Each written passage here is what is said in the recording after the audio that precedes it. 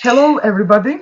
This is Marijana Smolčec, eTwinning Inclusive Education Group's moderator, and I'm very happy and pleased to welcome you all for the 16th webinar that our group has organized so far, but the first webinar in 2019.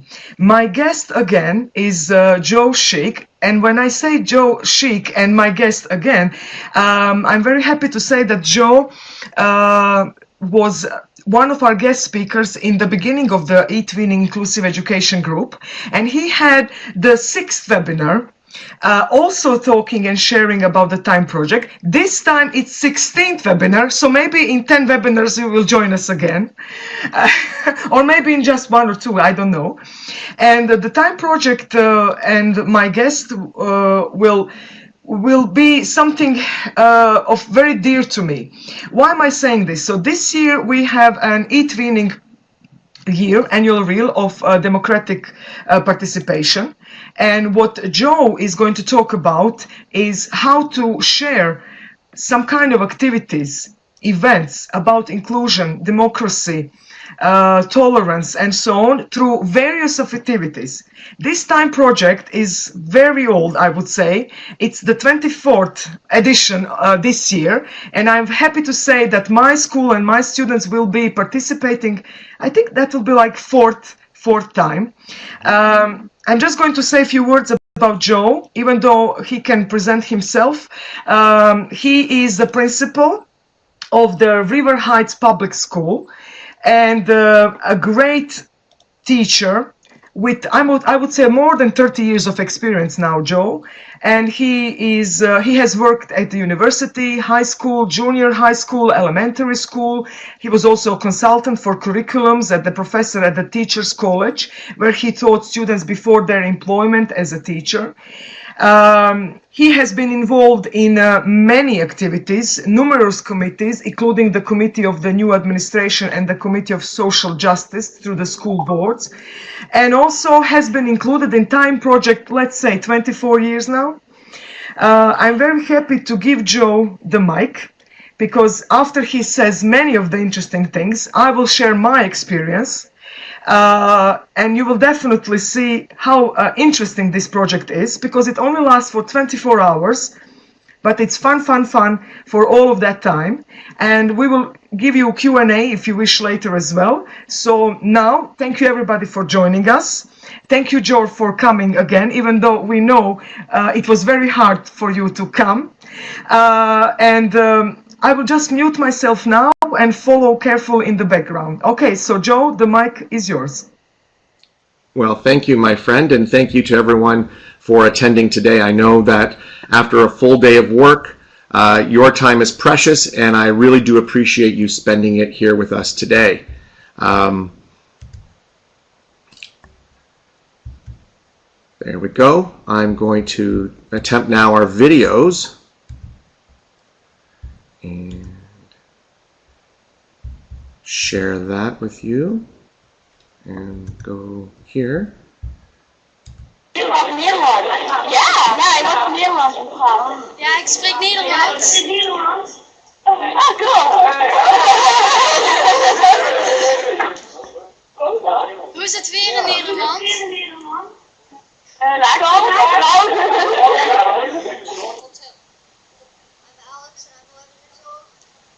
Hey, I'm Marco Kakasi. Well, nice. Thanks for the question. You have any Croatian roots or what? I have my aunt. Interesting. Well, who is going to start? We or you? Ladies first.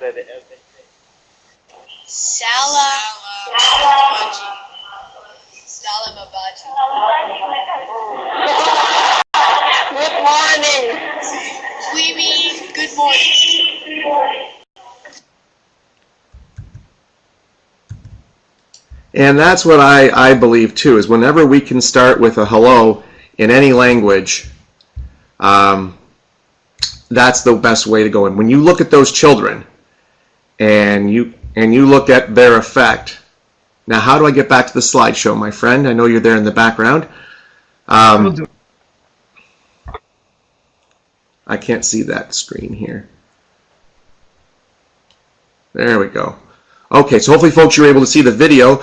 What I found over the years is that when children connect like that, students of any age, connecting face to face, and they can actually say good morning or hello in a native language, wow, what power. And you saw the genuine facial expressions of those kids overseas in the various countries. So you saw Netherlands, you saw Croatia, you saw Indonesia in that clip.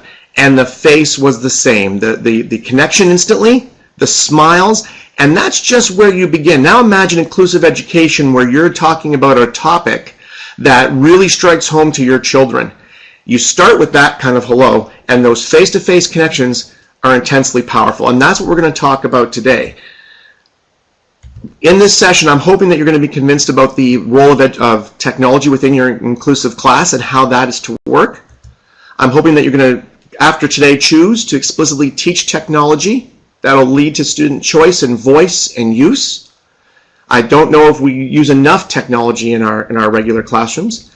And I'm hoping that you're going to seek inquiry-based projects. And I say inquiry because that is where the student engagement lies, not only in the technology, but in the inquiry as well. And so when I put these terms together, and this is a term that I've been working on in my own mind, it's called inclusive technology. So a technology that allows for an inclusive form of education. So when you think of those definitions, and again, these aren't the best definitions in the world, these are just ones that I like to use for this presentation. Inclusion should continue some sort of element of concept mastery because that's what we're in education for. The inclusion should include collaboration. Inclusion should also include inquiry and therefore engagement of all students at all levels. Now I know that word has also means a lot more in our modern society, and that's fine. And I know that I won't need to list them all. I know that you in this course already know what those terms mean. I just added these extra layers in terms of education that should involve any kind of talk around inclusion. Then when we talk about technology, technology can be the vehicle for all students to access their learning, and that's the key.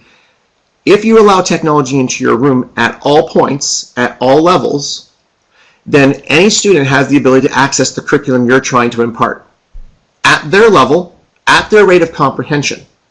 And those are the keys. We can think of special education interests and how we bought technology for that, but I'm talking about engaging learners across the learning continuum, not necessarily just those who have been identified, but of course including them as well. Then when you think of technology as the added hook, I mean, our youth were raised in technology, that added hook, when you add it to purposefully to your curriculum, to your delivery, to their output as well, inclusive technology then becomes the best combination as a concept, and inclusive technology becomes a term that I want you to actively pursue when you're putting your curriculum together. I mean, if you think about technology, who remembers the various pieces that you're seeing on the screen? And if you remember that last one, oh dear, that's quite a ways back. You think about the technology maybe even just 5 years ago. What 5 pieces did you use at one time? Just ask yourself that question. What 5 pieces of technology did I use in the last 5 years? Chalk? Were you using chalk 5 years ago? VHS as a technology? An overhead? An interactive whiteboard? DVD players? Were you using voice-to-text machines? What kinds of technology have you been actively incorporating into your delivery of curriculum, into the students' access of the curriculum, and then the third layer, into the students' shaping of their output back to you? Which ones can still be used from 5 years ago today in an inclusive learning environment? I mean, this is just a quick one. You'd be surprised at how many of these timelines are out there and how far back they go. You think about the future of technology, just these lists of things that you see on the screen here are already years old. And then where the internet or the World Wide Web has gone over the last few years. It staggers. You can't possibly keep up, nor should you try. Rather than try to be an expert in all these things, the goal is to embrace the understanding of a few things and make it work for you. So for example, the cell phone, simple piece of technology. You probably all have one near you right this minute. I know I have mine. The question is, do we have a BYOD, bring your own device policy in our school, in our classroom? In our school board, for every piece of technology a student brings in, that's one less a piece of technology we don't have to buy. And that's how we look at it. Rather than ban technology, rather than ban the cell phone for all of its problems, and I do recognize the problems it creates in your classroom just for class management, class participation, class attention, I also recognize, like any other piece of technology we have had throughout our time as professionals, we simply use them and we teach the respectful use of that technology in the classroom. You think of your DVD player. Of course they use it at home. Used very differently at home than you have used it in your classroom. Think of modern version of that, streaming videos. We all stream videos with Netflix, etc., Amazon Prime, etc. in our homes. We now stream videos in our classrooms at the same time. It avoids the DVD machines, it avoids projectors, and all that other business. We always find ways to take the household technology and make it work in education. Your cell phone is no different. Look at this screen. How many of you have 1, 2, 3 or more of those social media representations that are on my screen? Your students do too.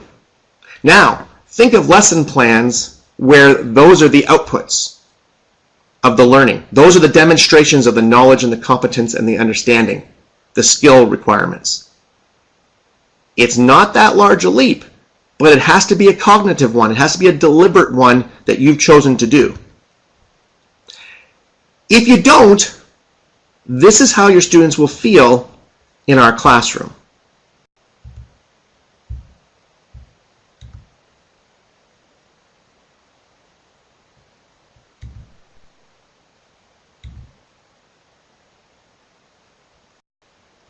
Let's see if I can seamlessly go to it.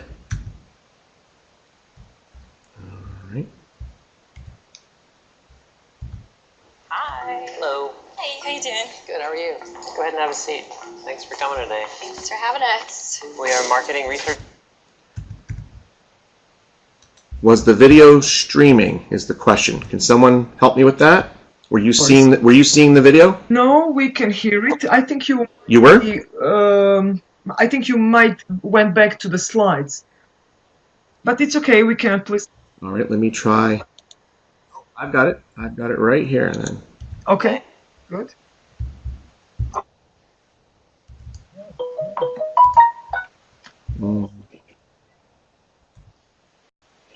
Thanks for having us. We are marketing research. How's that?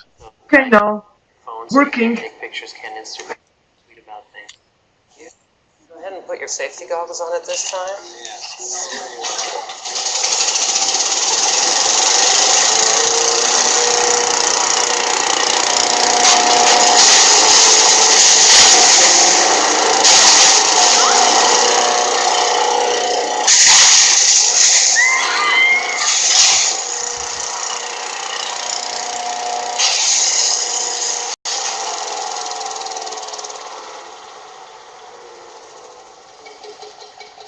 Okay.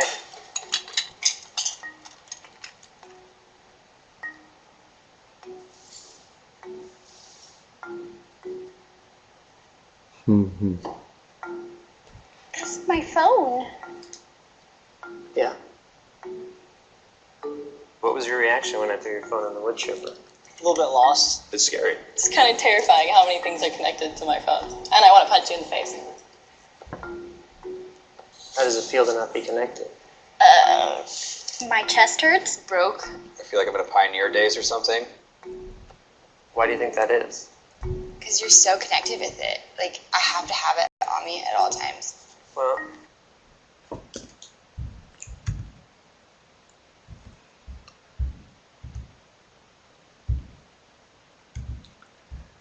All right. Can we go back to the presentation again?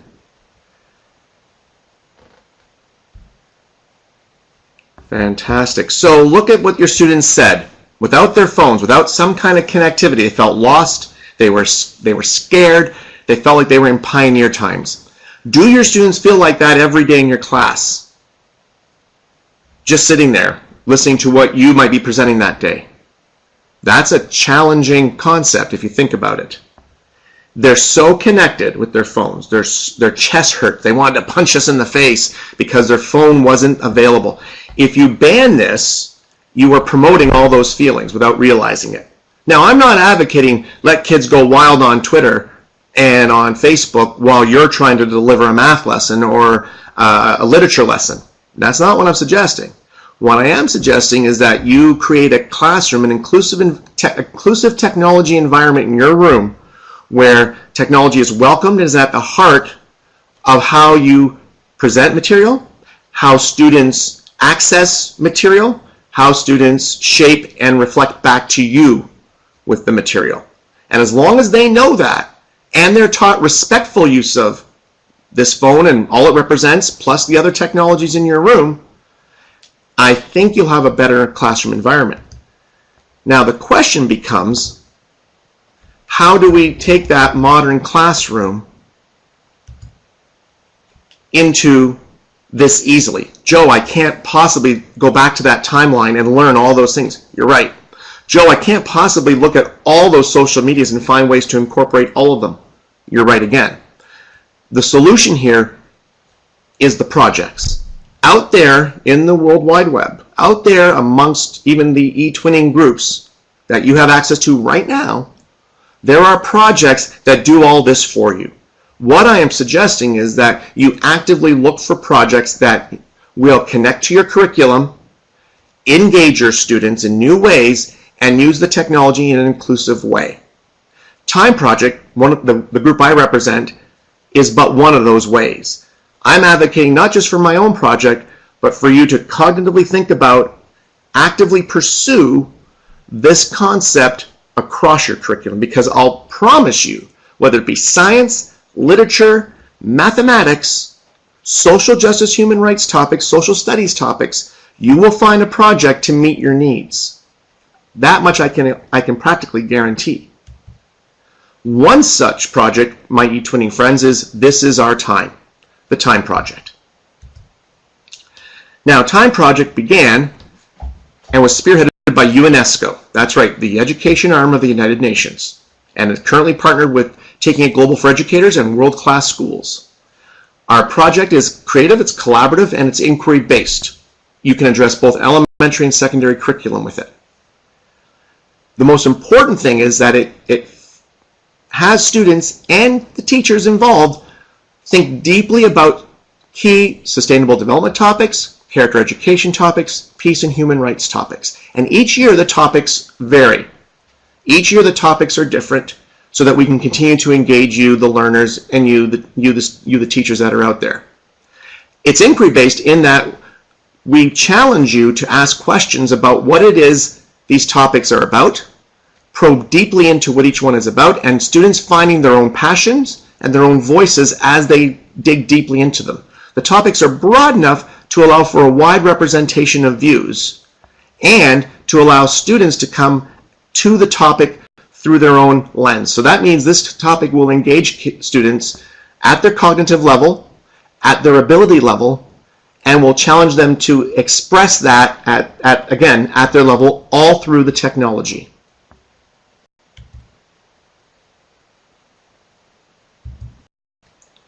Now, Time Project is a bit of a misnomer. We call it Time Project singular, when in fact that is the global or the overall title of the activities. There are a number of activities. Our activity booklet literally is almost 30 pages long. Within there, I've outlined the top 10 activities. The best thing about this project is you choose your own adventure. You pick and choose the activities or activity one, it's up to you, that suits your needs at the time, that suits your students, the timeline that you've chosen.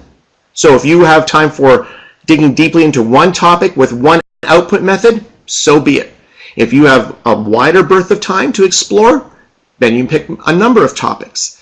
The choice is always yours, and each year we see teachers and students self-select a variety of variations within. You can see here we have topics listed, Unite the Nations being one of the activities, blogging, video conferencing in 3 formats, lessons on time itself, local activities around human rights. In all cases, there are methods of studying the information, and there may be some different ways to output that information, again, through the technology. I'm going to explain a few of the highlights to you now.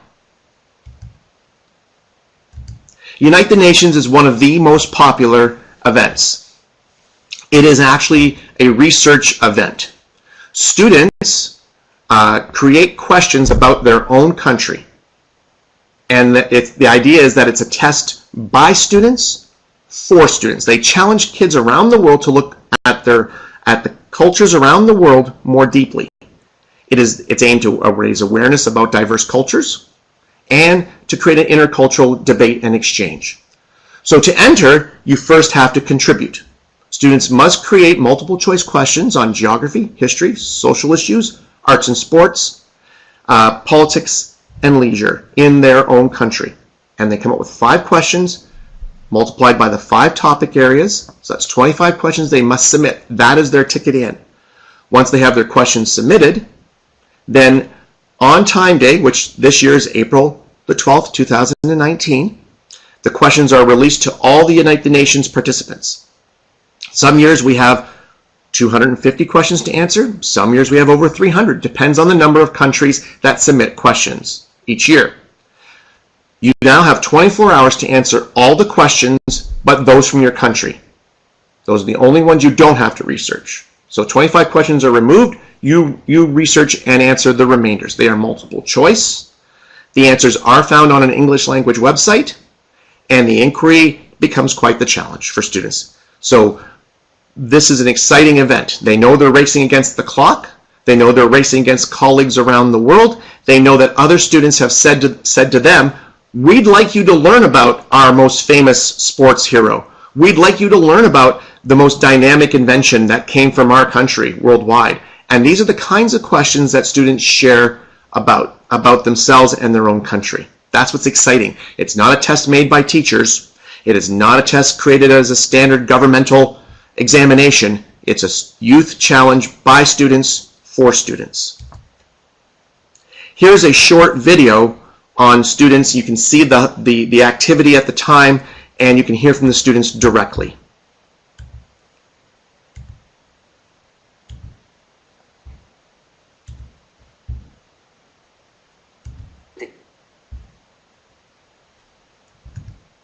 They collect your phone so you can't take pictures. Okay.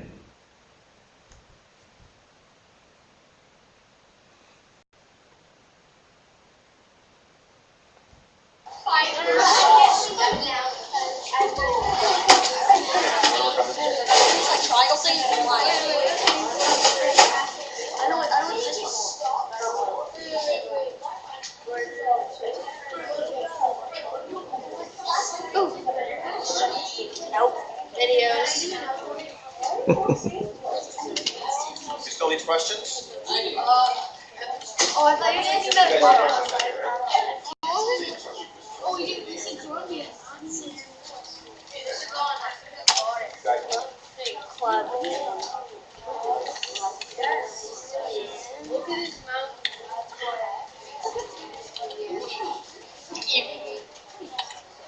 Okay, what's the project that you're working on? Tell us a bit about it, please. Well, the project we're working on is the Time Day for the United Nations, and there's like a lot of countries, and they send us questions, and we have to answer them. And we make questions, and we send them to them. And what do you like about the Time Project? Well, I like that it's about people, like what people are saying all over the world, and you get to know what other people's opinions are, but you also learn, and you get to know about different things that are going around the world that you might not have heard of, and you become friends and you interact with people that you never met before, and it's really cool just to meet people and see what they think about things that you're talking about too, so it's really cool. Sherry, take it, bring it back. Take the questions back. That's not creepy. Darcy, did you get a question? Get a question from somebody that still has them. Yeah.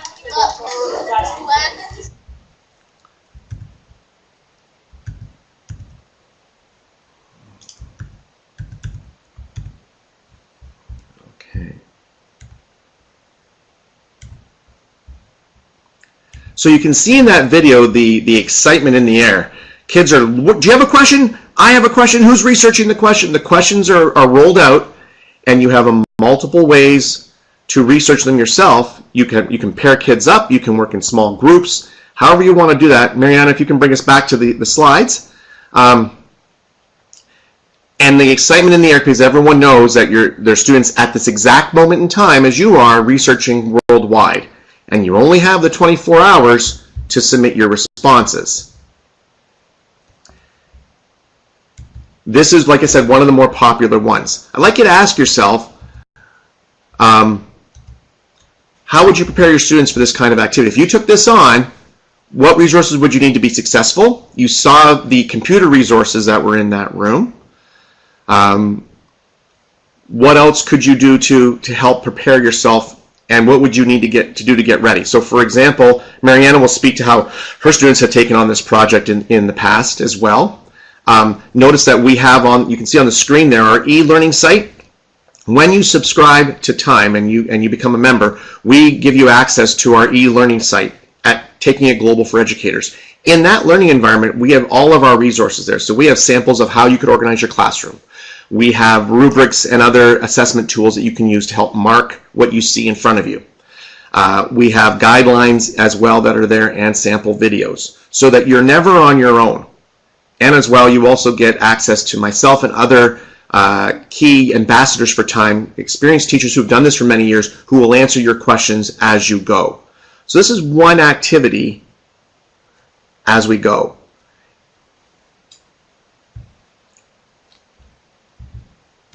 I'm going to move along here. The next thing is video conferencing. Now, every year, as I mentioned, there are topics that we put out on behalf of Time. This year, there are 3 major topics. Youth standing up for their rights in a democracy, or trying to exercise democratic rights of speech, clean water issues, and the world refugee crisis. Those are the 3 topics that we're challenging teachers and students to explore this year. You may decide to pick only one or all 3. Once your students are engaged in the learning of these topics, there are many output levels through our project. One of the ways that's the most popular is through video conferencing. So you pick a topic. Let's say you pick the clean water issues topic. Your students start to research it in detail. You let us know that that's through your registration package. This is what we want to do.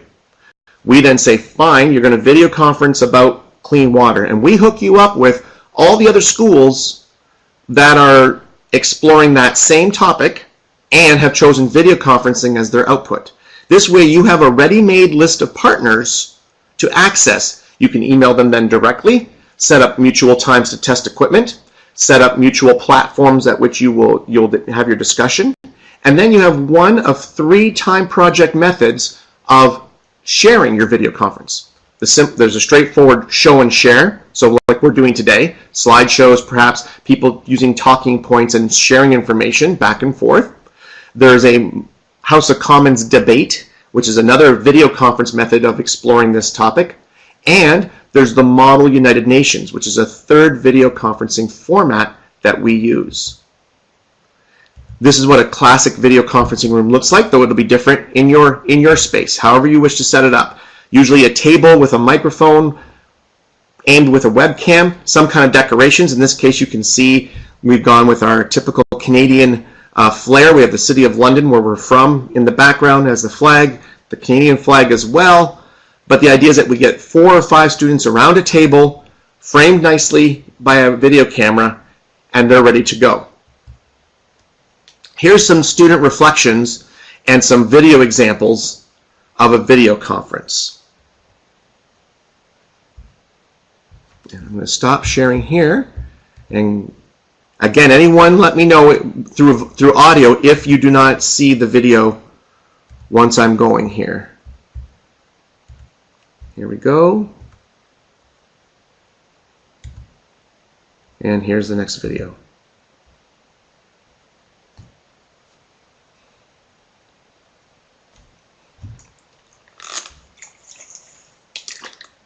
Can you hear us? Yes. Okay. Hi. Hi, can you hear me? Okay. Can you hear me? Can you hear me? Hello? Pardon me? Hello? Can you hear me? Yep. Hello, can you hear me? Yep. Okay, we're going to be talking about culture. Okay. Okay, so let's talk louder. We can't hear you.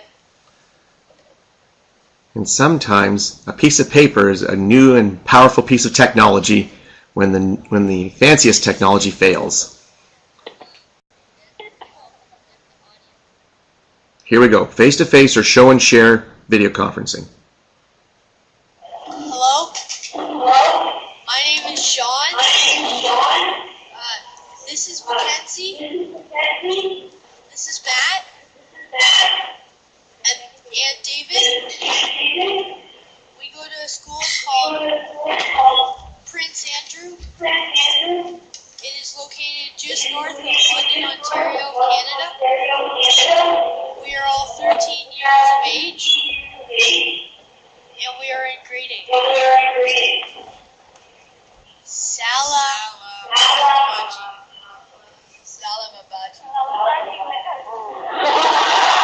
Good morning. Queeby, good morning. I do love that clip. Do you want to introduce yourself, or do you want us to? We can introduce ourselves. My name is Emma. And my name is Rangvi. I'm Helena. My name is Julia. And I'm Helena. I'm Sammy. Yeah, but why do you have a moose in the front? A moose is one of the symbols of Canada. Oh no. No, it's the symbol. Your symbol is the beaver. You misunderstood. No, the leaf. Yeah, but we have the moose. We have moose safaris and it's our animal. The second way you can have a video conference and share information is through the House of Commons debates. Hello. Can you see us and hear us? Yeah, we can hear you. Do you hear us? Very well, thank you. Shall I start? And then we read out questions in turn? Certainly. Okay? So we'll start off the House of Commons. First question is, do you believe in absolute freedom of speech? That is, that everyone should be allowed to say whatever he or she wants.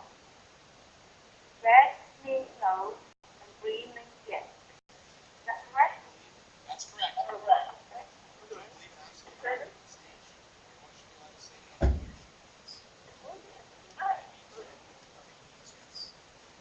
Okay, next question. Would you fight and die if necessary for your own country? Yeah, one red and all green. Okay, and we have all red and 2 greens. 3. Okay. I'll ask one of ours first. A red one. Well, I think there are higher purposes.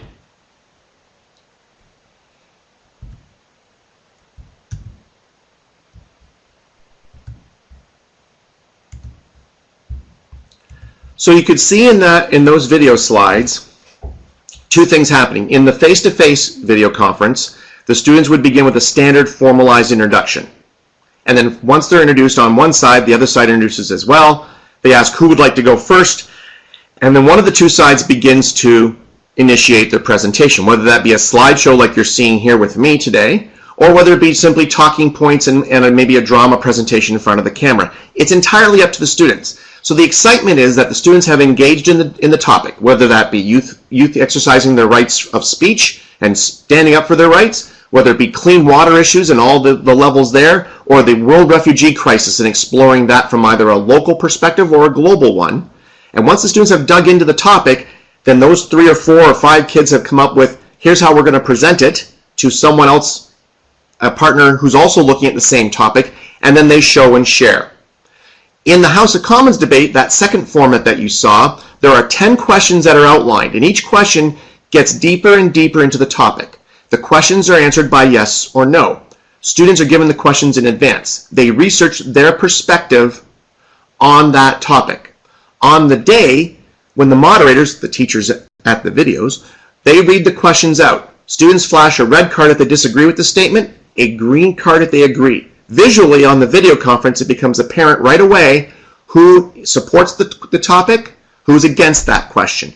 And then the debate begins. Students are invited to the microphone and in front of the camera to speak and try to sway each other through debate because they've spent the time prior to the conference researching those questions and developing an informed opinion, in other words, based on evidence opinion on the topic. So those are 2 methods of students researching deeply into an inquiry, getting passionate about a topic, and then having a video output with someone who's done the same thing somewhere else in the world, maybe in the many countries that we're seeing here. This is why they have to prepare ahead, and that's why I said you would choose whether you have a short period of time or a long period of time, depending on the types of activities you want to engage your students in. The third form of video conferencing is a Model UN. And I'll save us some time here and basically say that it, like any other Model UN you've read about, if you know Model United Nations, it has an actual resolution about one of the topics. In this case, you will then dig deeper. If you want to do a Model UN, you're given countries to represent. So your school is given 3 countries, a first world country, a third world country, and a developing country.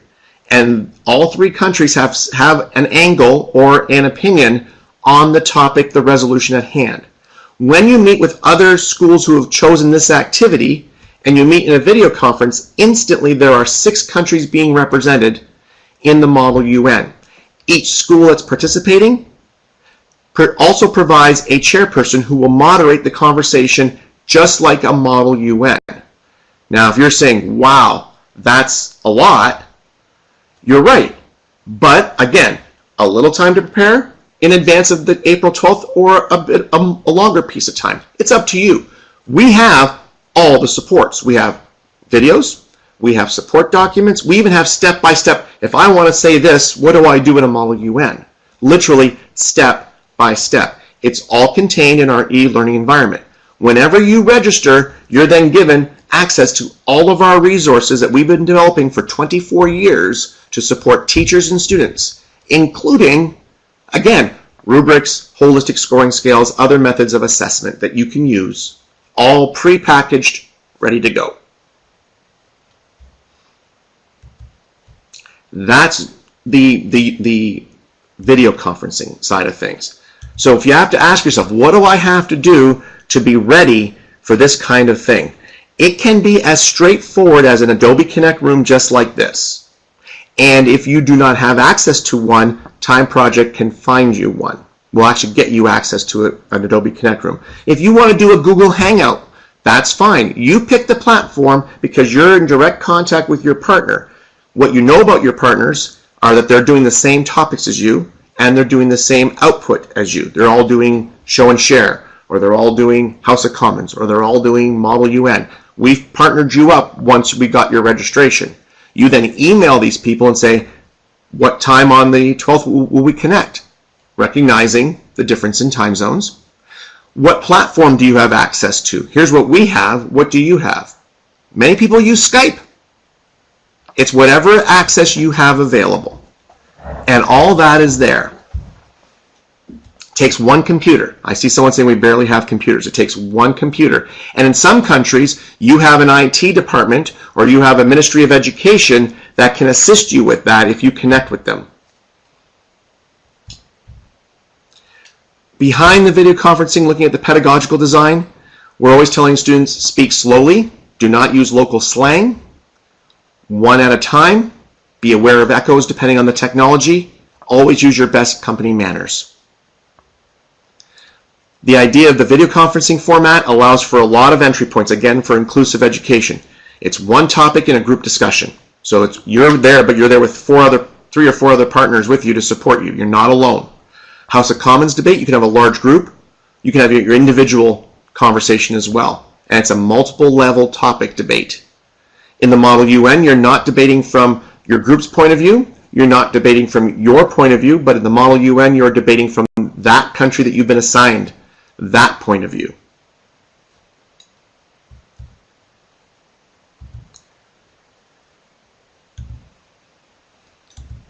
One of the things we want you to think about, of course, is your technology. We know there's various ways of connecting. That's fine. There are some things you may have to negotiate. That's why, just like you saw with Mariana and I, we checked this technology ahead today, 20 minutes before, just to make sure everything was seamless. We also checked it 2 days ago to be sure that we were ready to go for you today. That's something else you include in your registration with time. You tell us when. If you say, I'm doing video conferencing, we send you a form, you fill it out, and you tell us which dates you're prepared to test equipment. And we match you again with other partners around the world who are preparing to test the equipment on the same day. We're very thorough. We've thought about most everything. We present it to you. We make it easy for you as teachers to participate. And of course, like I said, the connection can be low end with an eyeball camera and Skype or Google Hangouts.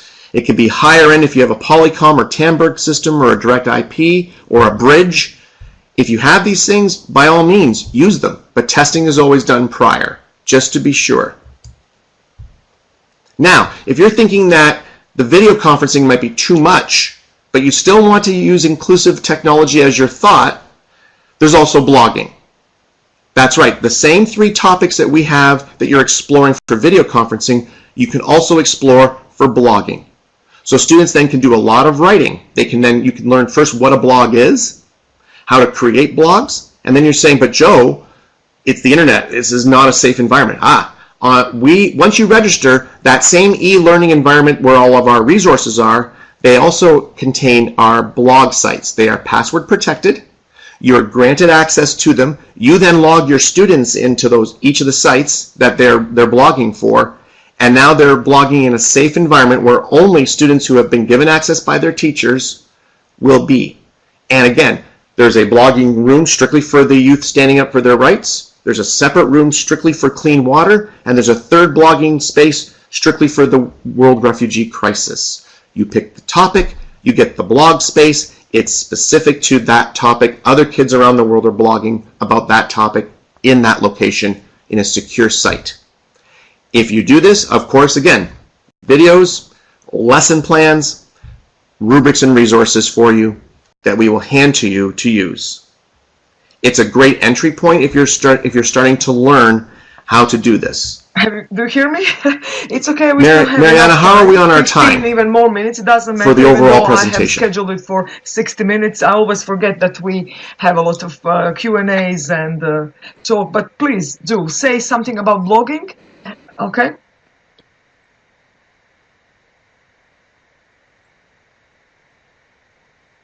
Lots of videos.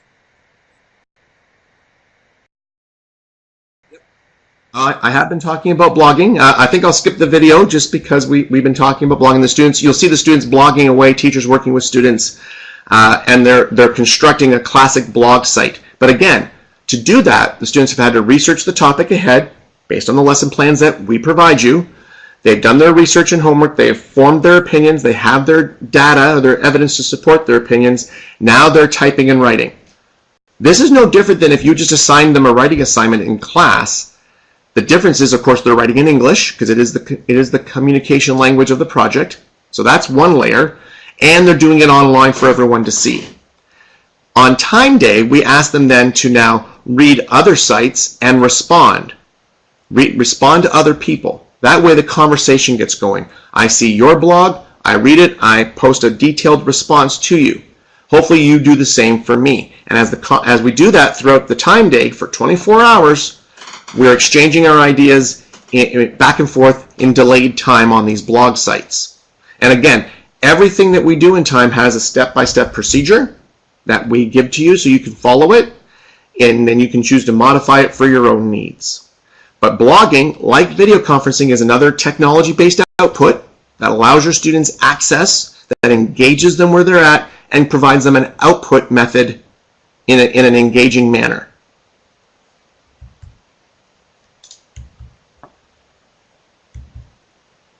And there's some blogging. You can tell that this is older, based on some of the technology you're seeing in those pictures.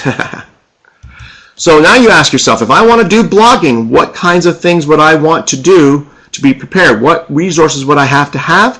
What resources would I have to bring in? Which lessons would I have to scaffold in my own program to help students be successful in blogging?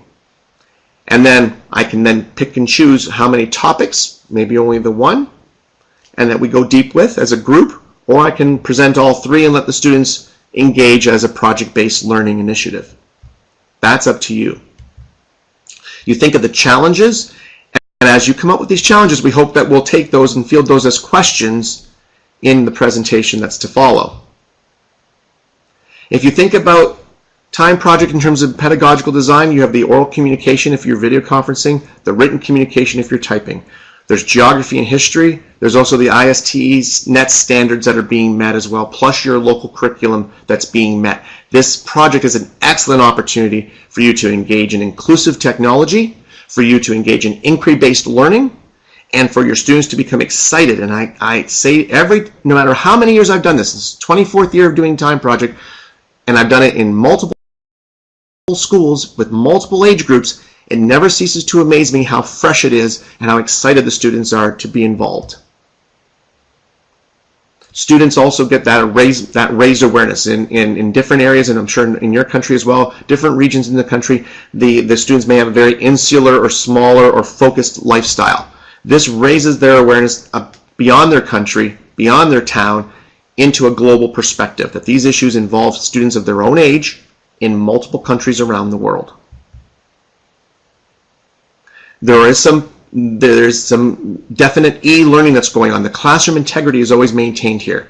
We have organized steps and testings, we have topics, we have schedules, we have student expectation of how they speak as if they're in a classroom. So none of that has been compromised through our project. And at this point I had videos on student reflections and I had teacher testimonial, but I already have that. Mariana is here to speak to those topics herself. So rather than show my videos on those topics, student engagement and teacher engagement, I'm going to turn the floor over to Mariana for that part. And Mariana, the floor is now yours. And then we'll answer questions at the end. Team that this year the time project will be held on the 12th of April. Usually the time project was at the end of November of the certain year, or for instance last year it was on the 8th of December. And we were very worried, I must say, my students and I, how come the time project haven't been organized in 2018? They were coming with those questions, and I said, well, yeah, I think they are going to postpone it for April. All in all, when we set the date, which is usually Thursday, Friday, depends on which time zone you are, you can't change that exact date. Of course, if you are always willing to do some conferences with certain partners you meet during this time project, why not? You can always schedule, but of course always make sure to decide on what topic, which I know many of you do in your eTwinning projects. Now, I'm just going to stop sharing Joe's presentation because Joe said that he wants me to say a few things from my point of view. So I do have some PDF, even though it's very similar to what Joe mentioned, but from my, I'm confused with types of video conference. Veronica, you don't need to be. So let me just go from the beginning. So time project. My school has been included into it since 2015. So it is the worldwide event that lasts only 24 hours. What does it mean worldwide? So it's not only European countries. This is what my students are always intrigued. It's like Canada, United States of America, Peru, Colombia, Indonesia, India, which we don't usually connect so often. And this is what attracted us to join the project. As Joe posted on their website, it is a 24-hour learning marathon, and I know many of you are aware of the Skype marathons, right? There are these Skype in the classroom marathons, usually last for 2 days, and I know many colleagues in my country have been being a part of this as well. When it is a marathon, it means it doesn't stop. So, for instance, why am I saying this? When does the learning marathon starts? It is always, right, Joe? Midnight GMT, which means for my country, Croatia, and the colleagues from Serbia here, and most of you who are from the Central European time zone, it means 1 a.m. in the morning. But nobody tells you that you need to come at 1 a.m. at school, apart from me and my students who can't wait to come to school at midnight. Can you imagine that? Coming to school at midnight, that is the most exciting thing for them. First of all, because at 1 a.m. in the morning, Joe sends all the countries these collected, compiled questions for the first United Nations quiz activity. And Joe did explain this quiz activity. I will get back to that as well. So at 1 a.m., that first activity usually starts. And of course, since we would like to chat and video conference with many countries as much as possible, we connect with Indonesia, Australia, and countries in the East like Taiwan, even in the very early morning for us, but they know that. Of course, I teach secondary students, but I always ask my parents, and this is what I will probably tell you as well. Since GDPR came, I always ask my parents to sign the parental permission, not just for participating in the project, so they need to know where are their students going at midnight and why are they going to school, but also because I like to take photos and then make videos or something like that, and I have to definitely take the parental permission if they would like to have their students. It's only for the educational purposes. All in all, this is very strict in Croatia now, and I'm sure all around Europe. So at 1 a.m. p.m. we come to school. Those who are in charge of the questions, United Nations, they start doing the questions. So many of you have been asking these kind of things. Now, where will we get the ideas? So there are So this is inquiry project-based learning activities. Why I insisted on having this webinar a month before the project starts officially on the 12th of April, because we need to give you enough time to prepare, to think, what would you like to do with your students?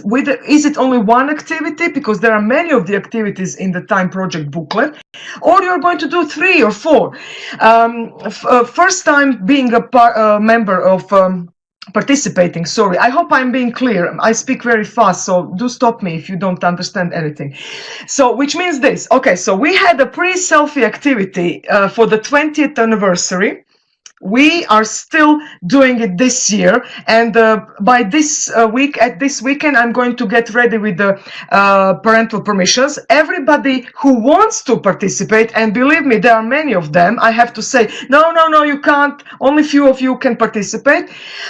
Those who bring the parental permissions and get prepared well together with other of the students will join. And believe me, it's a struggle. Many of them want to join. We have to say no to some students because they need to go to classes, and usually because they are free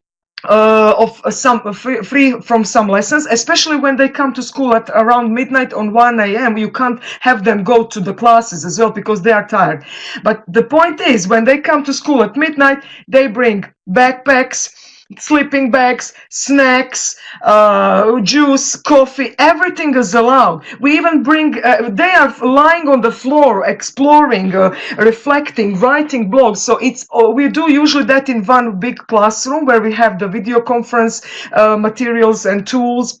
technology plus other stuff, so we don't bother the rest of the school. All in all, the students who would like to join with the teachers, they come usually when the school starts.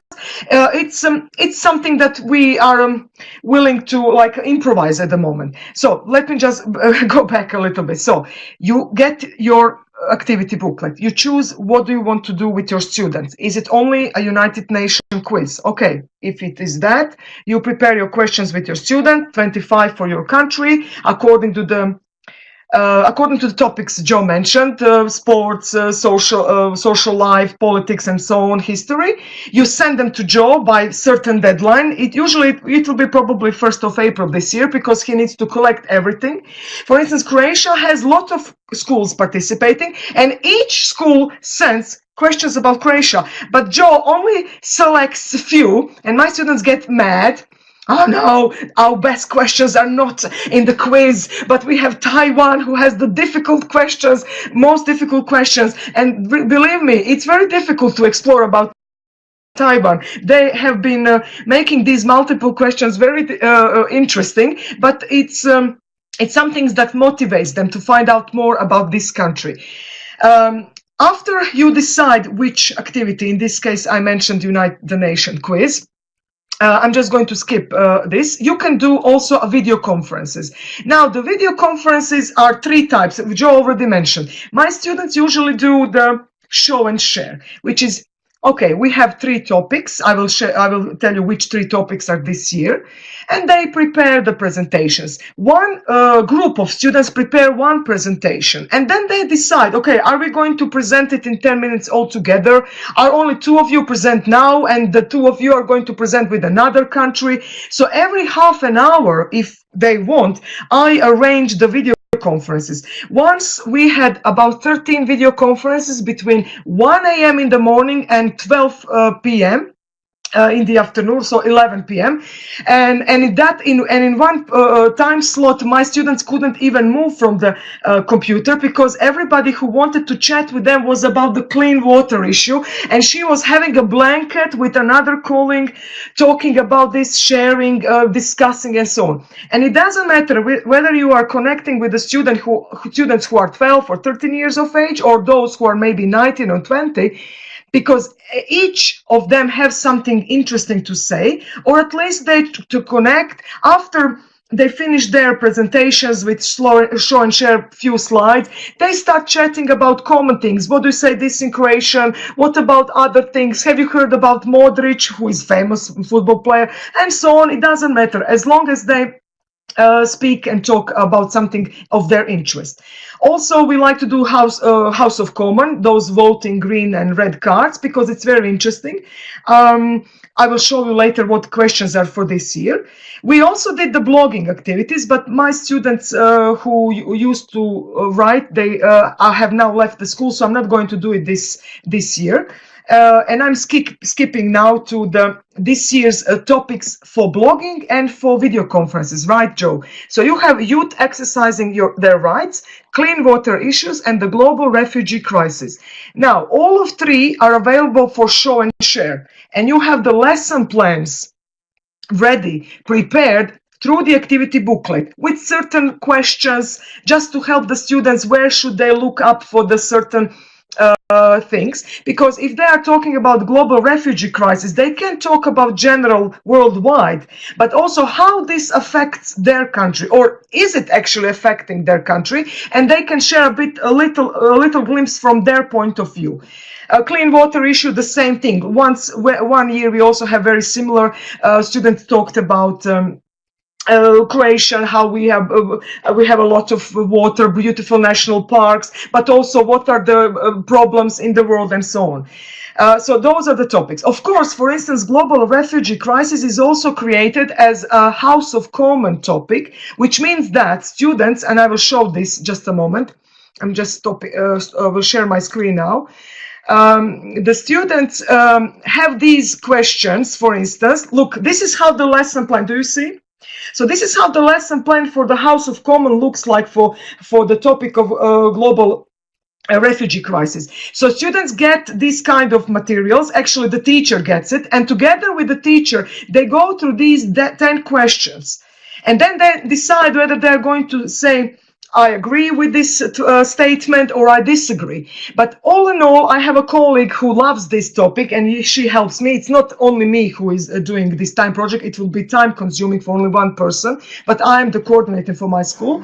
The students together with the mentor, let's say, get and discuss why would you agree to this or why would you disagree. And then when the starting of the voting on the day, they can just say, okay, I voted against this, and then this is my opinion why I voted against. And then they share with the friends from Netherlands or Taiwan and so on. This is just one example for that topic. Just a moment. Okay, I'm going back to the slides. I'm trying to be very fast. I'm sorry. Where am I? Okay, good. Yes, Joe is trying to explain within the chat. So he already mentioned that this is the UNESCO associated school project, right? So I'm just going to skip that. And just to show you the quote, which I loved, and he posted that on the Time Project website. Travel the world without packing your suitcase or the need for a passport. Grab the opportunity to learn from and about other young people in an innovative project-based learning environment. So this is what they will benefit. And why do I say so? The other day, Joe and I discussed, and I told him that I have a special group on Facebook, like we do on eTwinning, for my time project students, because we can't have enough time within the school frame. So I tell them, okay, we are doing this or that this year, divide the jobs, who are going to do this or that. And of course, within that group, there were still some students who graduated last year, but have been very, very active within the time project for the past 3 years. And I told them, okay, students, I'm not going to remove you from the groups. And I'm thanking you for being such an active supporters and have been participating in the time project for the past 3 years. If you wish, you can leave the group on your own or just stay with us and share your opinion, ideas. They are now all college students. And many of them said, oh my God, teacher, can we join you again? Can we still come to school and be a part? They are 19 years old now. They have left our school, but still they want to come and participate. I don't know what's about that time project, but that's so much fun for them. Maybe because coming at midnight to school, you never know. There were also many group of students before, and they still remember. I can't believe after 4 years of teaching them, there are certain things that they remember, and the time project is definitely one of them. So this is the banner. We took selfies, right? And let me see where our school is. The banner was selfies for the 20th anniversary, right, Joe?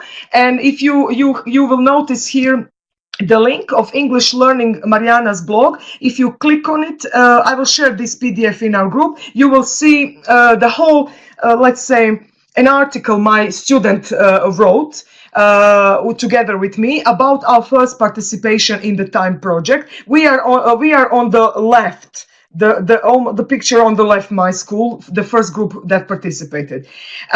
What do some of my students say? This is just one of them. She now left the school. She finished. Even though nobody got any rest that night. Can you imagine that? We all had great fun. And I think that this really connected us to youngsters just like us all around the globe. This was truly a wonderful experience, and I hope this project will carry on in our school in the years to come, and that the next generations will experience the same sense of unity we had felt that night. I just hope that Mrs. Smolges, this was for me, will carry on with this, and that she will also agree to have me next year. Of course I did, and I did. She was participating for 3 more years. She was very, very active. She did video conferences, quiz, and even blogging. And she visited me the other day in school. And now her brother is my student. She told me if I am in Ogulin on that day, I will probably come and join you as well. Her brother is now the one who is going to participate. This is how it looked like last year. You can see. Look at my students sitting on the floor, doing together on the computer. Here is the video conference example. And to give you more insights how this looks like, I will have to stop now the presentation and show you the videos, because the videos will just, in a way, grasp this idea of the unity and fun they have. Sometimes they didn't even care whether they were talking about social rights, clean water, but when they see a handsome boy or a handsome girl, they start talking in English. They are sharing. The students who haven't been talking so much, now suddenly they start talking even other languages, Spanish, and then after the project finishes, you know, teacher, I started learning Spanish or Portuguese, whatever. So it's a good way for them to motivate them. Yeah, haha, definitely, haha, and for them, as long as they had some experience. Okay, so I'm sorry. This is for me. Thank you for your attention, but please bear with me for 2 or 3 minutes. I'm going to share my screen and 2 videos. Our first 2015 project that we participated. You will get the idea what did we do and how much fun we had. I usually stay in school for 12 hours between 1 a.m., actually midnight, to 1 p.m., which means they come to school 7 hours before the lesson starts and then stay in school. They sleep. They have a time to rest. They eat sandwiches. All in all, they are all together all the time, having fun and then learning as well. Okay, just a moment. Okay, share my screen. Have to find these videos now. Yeah, I have 2 of those. So first, let me show you the 2015 video. I'm just going to go to the video page. You tell me, I hope you can see it.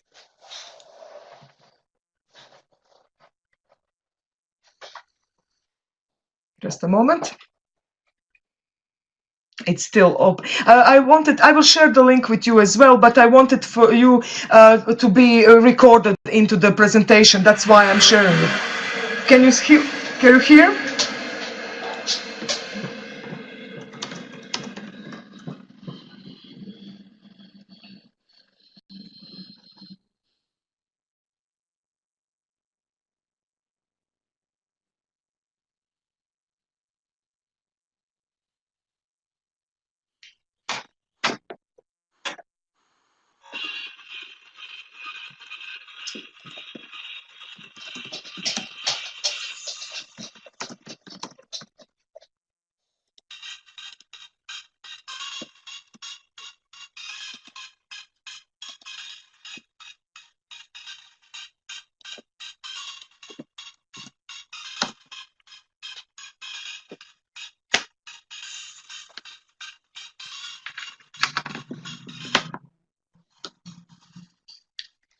Sorry that the sound is not being shared. I apologize, but it's on YouTube. I forget it's on Inanimoto and not from my computer directly. But you can get the idea, and I'm sharing another link as well.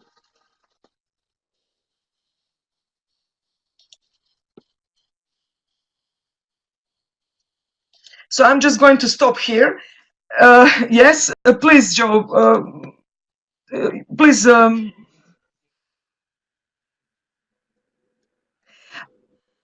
13. That year we had 13. Last year I can't remember how many. Let me just share this link as well for the participants, and they can look. No, I just said on their own. This was last represented year. In your video there. Conference because I'm getting old and I'm getting tired. That's why probably less.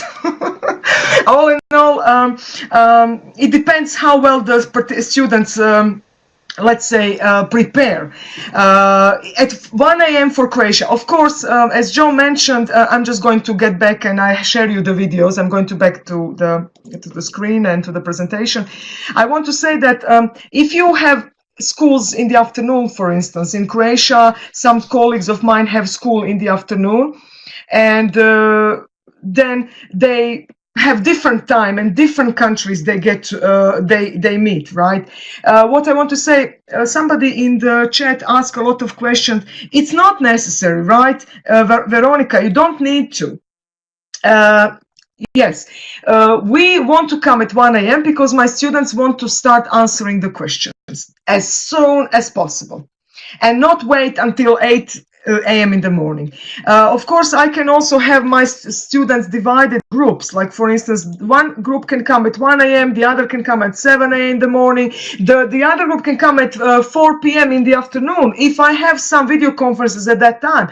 It all depends how you arrange things. If you wanted to have a video conference from with school from Canada, you can have it at 1 a.m. or 2 a.m. when I do it, for instance, usually with Canadian school, or you can come, for instance, in the afternoon in Europe, and then for them in Canada it's going to be probably a.m. in the morning, but for you it will be 6 p.m. in the evening, and so on. It all depends, and this is what you have to do: calculate the time zones, and maybe you should explain a little bit more with these email sending and how do we decide on partners and so on.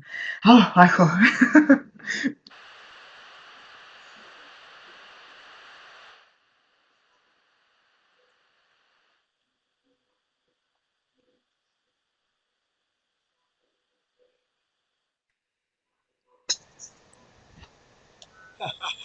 So there is a lot of information because there's so many projects available through time, and because we want you to have the freedom to choose. We're not here to tell you do this one thing this way and that's it.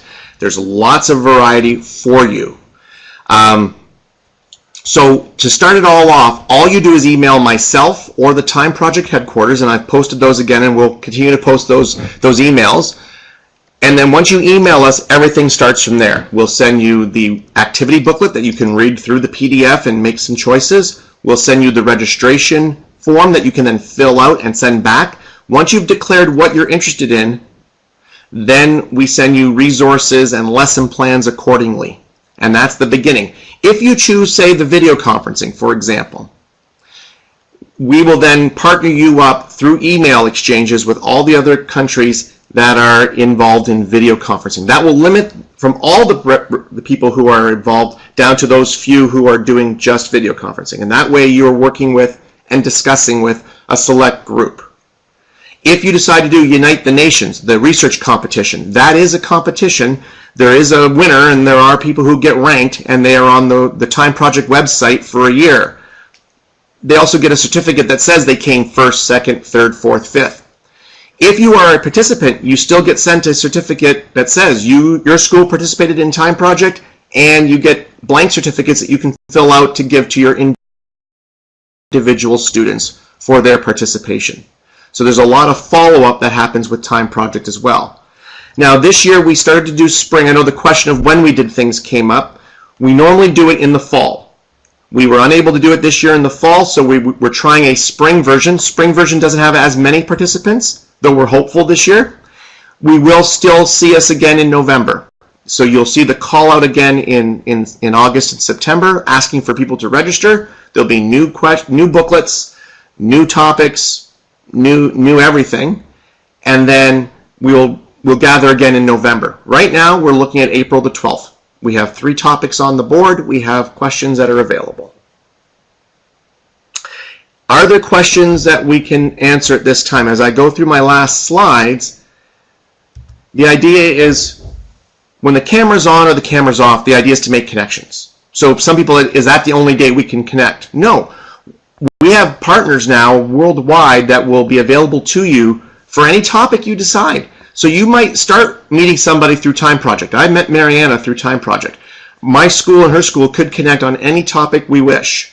My friends in Taiwan, they're connecting with my school right now on a math activity. Has nothing to do with Time Project, though we are Time Project partners. And we will meet again in time. Our friends in Italy, we did a whole literature study on Romeo and Juliet, and we did an exchange. It felt like Time Project, but it had nothing to do with Time Project, except for the fact that our partners met through this project. The blogging continues. Often we'll leave the site up so students can continue to exchange for some time after the project's over, and it gives teachers access to those writing pieces so they can mark them for their future purposes. And then finally, because it is a social justice, environmental, human rights project, we also say take action. Once you've learned about the topic, find something local you can do, whether it be a writing campaign, a fundraising project, a GoFundMe activity, something very physical and sustainable that you can try. We urge you to take action in some manner with your students. It's not a requirement. It is just what comes next once time is done. And then finally, we're at the Q&A part of our presentation. This is your chance to ask questions either vocally through the microphone or in written form so that we answer your questions that are out there. Sorry for Marianne, is this a good time for this? For a moment, I lost my internet connection. I don't know what happened, but all in all, I'm back. There are a lot of questions. Let me see. I'm sorry, I came back. Joe, is there so any this is the question and answer portion of the. If you have a specific question meaning, like inclusive education triggered by our presentation today, this is your chance. I don't know that. What is the difference? Could be. No, the teacher doesn't choose the 25 questions. Well, you can if you wish, if you want to work with your students. But usually, let's say, for example, students start with the question, one of the most famous Croatian football players is, and then they give A, Luka Modric, B, I don't know, Goran Ivanišević, C, Mariana Smolčec, and so on. And of course, most of the students will probably know that answer without Googling, I hope. But the point is that the question your students make and prepare, they have to be, as Joe mentioned, Googleable. You should have find them in English language, not in Croatian or Portuguese or something like that. So, and when you submit your 25 questions, 5 times 5 questions, right? Which means that you have to share a link to Joe where the answer, what is the correct answer. Let's say I have just shared A, B, C, D answers, and I say the answer D is the correct one, and I share the link for Joe to see this is where the answer could be, for instance, found. At least that it could be maybe found on any other websites, but we just want to confirm that it could be found in English language. And then Joe, together with his team of people in Canada, they collect all together all the questions of all the nations in one booklet. One year we had 350, I think. Last year it was 275 questions. It was usually it's about 13, 15. It depends how many countries. Like we had questions about Poland, Indonesia, Taiwan, I don't know, Canada, and so on. And the fun thing is that students usually. The Canadian students last year, when we had a video conference with Canada, they came, can you please ask them if they could answer some questions for us quickly? We can't find them. That's called cheating, but doesn't matter. We did help some of those. It's collaboration, yeah. Yeah, you're right. Actually, it means like, okay, they are very clever. They found a way how to get to the answer.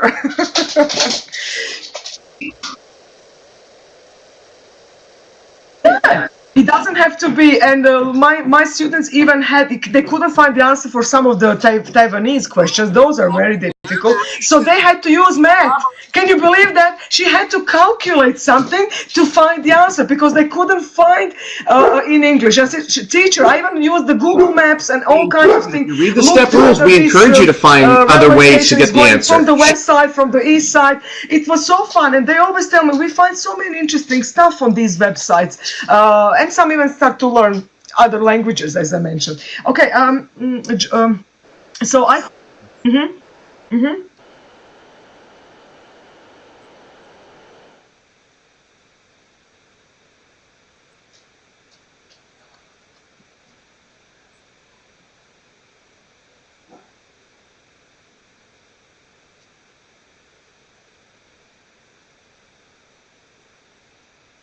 Someone asked the question, the difference between House of Commons video conference debate and the Model UN. If you choose the Model UN, you are creating a United Nations style of debate, as per Model UN. So there are motions, there's a resolution to debate, there are elements of the resolution that you can take apart and the language to rewrite, because you're basically saying, we're representing a country now and their viewpoint on the topic, and we're looking at the language in this UN resolution, and we're going to change it based on Taiwan, based on Indonesia, based on whatever country we've been given by the Time Project organizers to represent, Our students then discover that country's point of view I mean, and debate all it the things in a are model very UN clearly setting explained in a within video conference the format. activity booklet, The House of which has about Commons 20 is the pages, questions that are there. The and students all the research extra these their lessons, point of view the on questions those that you questions need for the about the video topic, conference and that's will be what they sent to you debate if you decide, or in you a, can in a just question-by-question send format an email directly in a to video Joe. He conferencing usually forwards style. us, he That's a different. collects all the emails and sends us, and then he also sends us later the time sheet, right, with the dates and the time, sorry, with the time every half an hour. And then, for instance, I say I find a colleague from Poland, and I say we are available for video conferences between 1 a.m. and, for instance, I don't know, 12 a.m. And then our colleagues connect me. Okay, can we do a conference with you? And I ask them, okay, which topic? And then you actually collect. It's a bit time consuming because you have to try to match all of the people. So we sometimes connect via email, sometimes on Facebook. It depends. And then when I collect all the things that I would like my students to participate, I then send them also to Joe, and then he also is okay. We still have some time slot here if you would like to connect with these people and those people and so on. So don't worry, it's all like casual.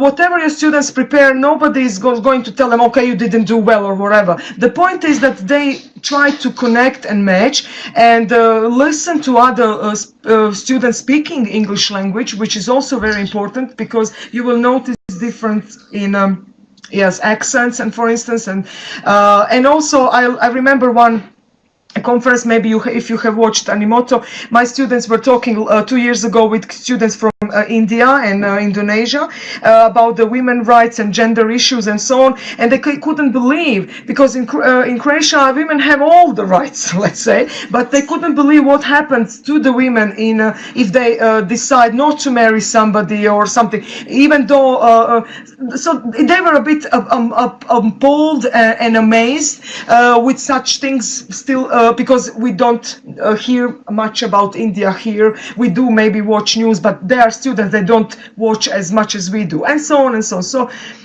just some examples. Okay, yeah. I think I have been very enthusiastic and talking too much. And I hope some of you will join us. I have noticed only a few of you answered for the to get the certificate. I only have like 12 or 12 responses. I apologize in advance for all of you who do not get the certificates of attendance of this webinar, because this is created privately, so I don't have your email addresses where I could send your certificate. The form, I have just linked the Google form. If you want a certificate, you have to share your email and your exact name, and I will prepare and send you. Of course, I added some questions regarding the time project. You can join or not, it doesn't matter. We would like you, and I'm trying to encourage you, because since it is democratic participation here. Also, I hope you will join the inclusive education group if you're still not a member, and we will have some interesting activities also as well. And okay, so Joe, thank you so much. I hope it was a great joyride for some, and if not this year, maybe you join next year, and so on. I will be very patient and stubborn and try to, how to say, encourage all of you to start joining, and maybe we can do some eTwinning time project. You never know. Okay, thank you everybody for coming. Yes, Joe.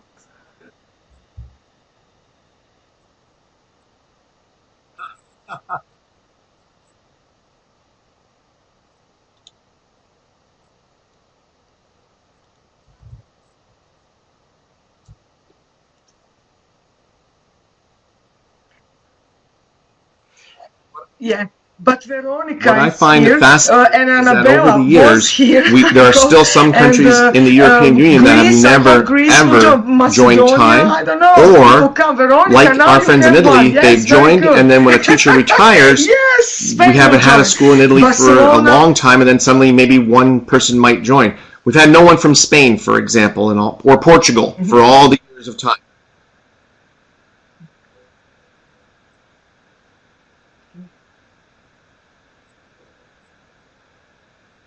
Yeah. Okay. And our goal will be that we have time project in spring, which is unusual for this year. We will have our November time project again. So many of you will have had 2 time projects of experience if you join us before the big 25th anniversary in November of 2020. We're getting ready for that event as well. Even as we speak, we're also parallel preparing for the 25th anniversary. Who was your first because if you think about it, what were you doing on the internet in your classroom 25 years ago in 1995? Can you believe a colleague from one of the schools in Croatia? Did you even think about video conferencing in 1990? A project via telephone, right? You use a telephone or something. Video conferencing with Indonesia in 1995. Noticed, right? Spain, Serbia will join us, and I hope colleague from Italy or Greece.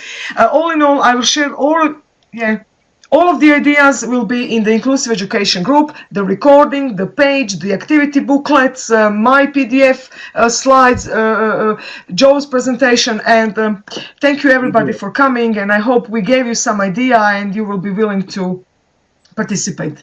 Okay. Oh God.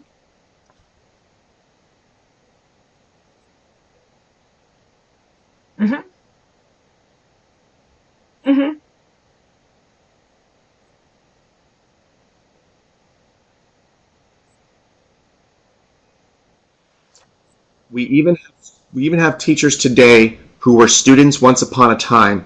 They're now grown, and now they're teachers. One is at Jadecka Szkola with Zlatan. Matilda was a student in the project. We have Martin Sentil in Czechoslovakia. Thank you so much. And, in the Czech Republic, the Czech Republic. He was a student. He is now a teacher of Time Project, and the list goes on and on. We want you to be in time. We hope it will meet your needs for inclusive education, the use of inclusive technology as a method of engaging your students in curriculum. We look forward to seeing you in time. Webinar. And all you guys, all my eTwinners, please, if you want to contact me, you can contact me on my private email if you wish. As well as Joe is the expert for all the answers, and of course I'm on eTwinning on Twitter, okay, let's see how well we are going to do on the 12th of April. Bye everybody.